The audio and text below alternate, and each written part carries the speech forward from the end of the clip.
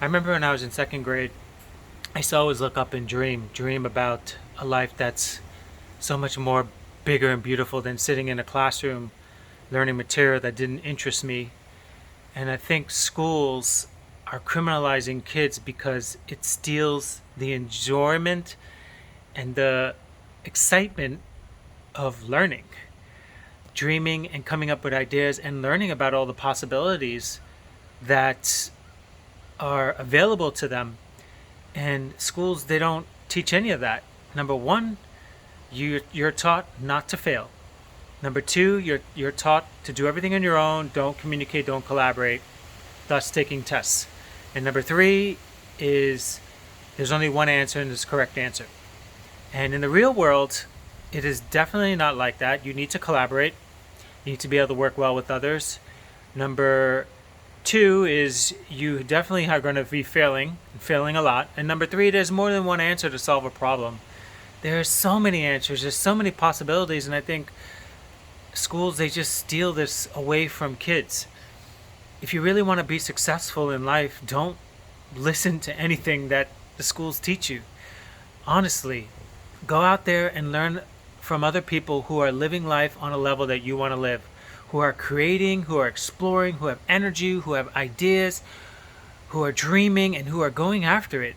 Surround yourself with those types of people, not the people who have given up and have taught you to settle and play it safe and get a job and do something that's secure. No, the world never is advantaged by people who play it safe and who are not willing to take the risk. The world advances by people who take risks, who find multiple solutions to answers, who are willing to fail, and to go out there and stretch themselves. So, if you're looking for a business tip as a new entrepreneur or person that wants to get out of their job, number one is learn how to buy and acquire a business that's already established. Learn how to do that. Look at businesses that are interesting you and dissect them. Do your research and study and master your craft. Master the craft and the skills that you need in order to acquire businesses. Why do you want to acquire a business? Because you want a business that has a decent balance sheet, a strong financial statement, a history, a track record that you can leverage. And if you can acquire a business that needs a little bit of work, you can unlock an infinite amounts of more potential than trying to start a business up from scratch and acquire credit lines and acquire history and acquire a presence and marketing space and all this stuff. Like, it's significantly harder to do.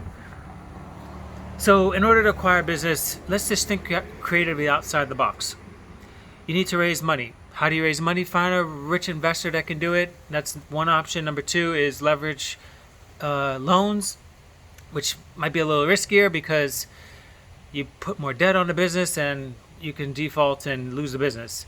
And number three is IPO, pre-IPO, selling off shares to investors to raise capital. And those are three ways. It's not the only three ways, but it's the three ways that most people usually do it. If you look at Wall Street, if you look at all these companies, they're mergers and acquisitions. How do you think they're doing it? They do it by what I just stated. And they don't just create a new business, they acquire businesses and they merge them. And then they put them under shell companies and holding companies that hold all of these different brands.